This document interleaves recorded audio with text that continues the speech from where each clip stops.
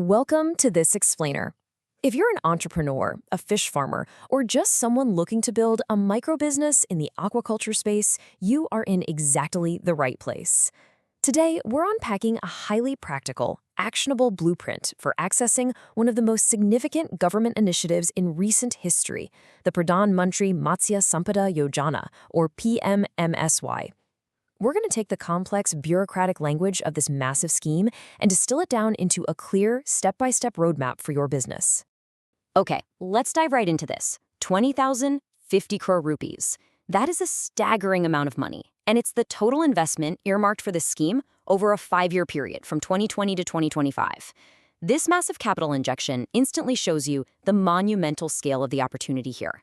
The government isn't just looking to make tiny, incremental changes. They're funding a total transformation of the fisheries landscape. And the best part? A significant portion of that funding is earmarked directly for individual entrepreneurs and businesses just like yours. Here's our roadmap for today. We'll start with the Blue Revolution vision, move into the funding and scheme architecture, break down the PMSY subsidy structure, walk through the step-by-step application process, and wrap up with your essential document checklist. All right, Section 1, the Blue Revolution vision.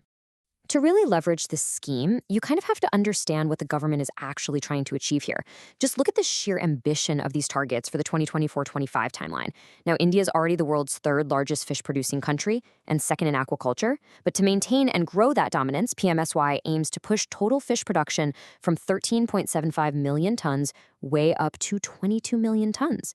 They are targeting a massive 1 lakh crore rupees in export earnings, aiming to completely double the incomes of fishers and generate over 55 lakh direct and indirect jobs. The ultimate goal? To completely modernize the entire value chain, taking post-harvest losses from 25% down to about 10%.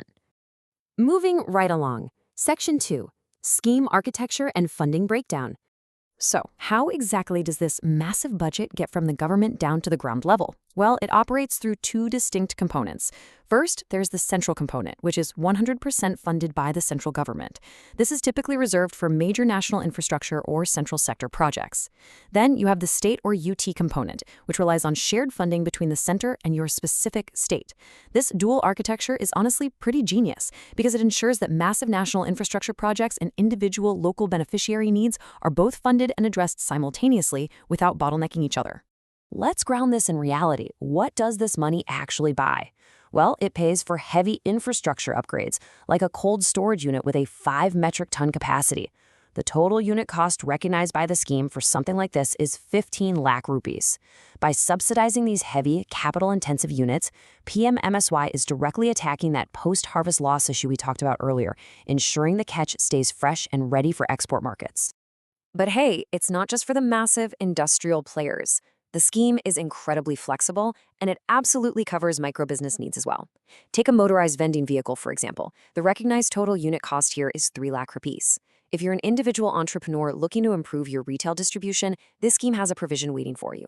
Whether you need a massive fish processing unit, a retail fish kiosk, or literally just a bicycle with an icebox, the scheme has mapped out specific unit costs to support your unique business model. Which brings us to Section 3, the subsidy structure, or who gets what. Now for the million-dollar question. Exactly who gets what? The subsidy structure under PMSYI is highly progressive. If you're in the general category, you receive a really attractive 40% direct government subsidy on the recognized unit cost of your project. The remaining 60% is your beneficiary contribution, which you cover using your own funds combined with a bank loan. Getting a 40% subsidy on capital expenditure, that is a total game changer for project viability and early-stage cash flow. But the scheme aggressively steps up its support for weaker and marginalized sections. For SC, ST, women, and differently abled entrepreneurs, that subsidy elevates to a massive 60%. This means the entrepreneur only needs to source 40% of the unit cost through their own funds and bank loans.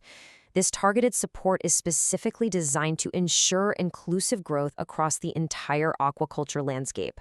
So here is an absolutely crucial point you need to understand about how you actually receive this money.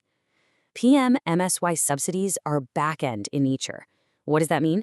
It means the money flows through institutional credit. You can't just walk up and ask for a cash handout. You must get a bank loan or utilize instruments like the Kissoon credit card or KCC for fishers. The KCC offers revolving credit up to 2 lakh rupees at a 7% interest rate for your working capital. The subsidy acts as back-end relief against your formal credit, making institutional bank linkage absolutely central to accessing these PMMSY benefits. Let's get practical with Section 4, the step-by-step application process. All right, let's move from objective explanation into your direct action plan. We've chunked down the notoriously overwhelming 10-step bureaucratic process into 5 highly manageable phases for you. First, you download and prepare your application form and your project report. Second, you compile a bulletproof package of all your required documents. Third, you submit this package to your district fisheries office, or DFO. Fourth, your application goes up for DLC or state approval. And finally, phase 5, you take that approval for bank linkage to trigger your back-end subsidy. It's a very logical, sequential journey once you break it down. Right out of the gate in phase 1, your crucial first step is activity identification, which feeds directly into your DPR, the detailed project report. Listen, this isn't just a brief summary. It is a mandatory, rigorous technical document. It has to detail your proposed activity, the exact location, your infrastructure plan, precise cost estimates, and your projected income. This document does all the heavy lifting. It's what convinces both the district-level committee to approve your scheme eligibility and your lending bank to actually process your loan. Once you've submitted your application and that pristine DPR to your local DFO, brace yourself for phase 3.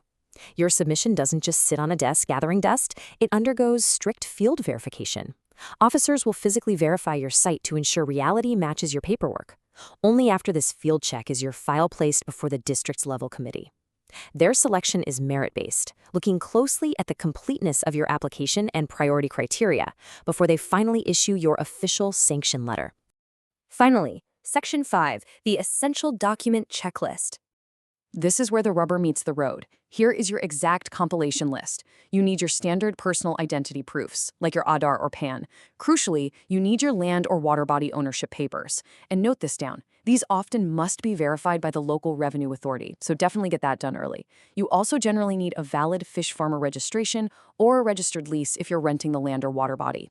Lastly, you'll need your bank documents and any required self-attested affidavits. A single missing document can stall your entire application, so precision here is absolutely key.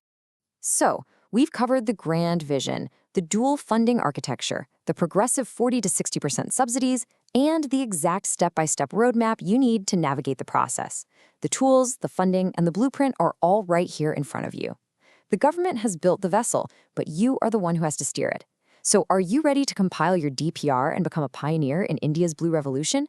Thanks for joining this explainer, and we wish you the best of luck out there.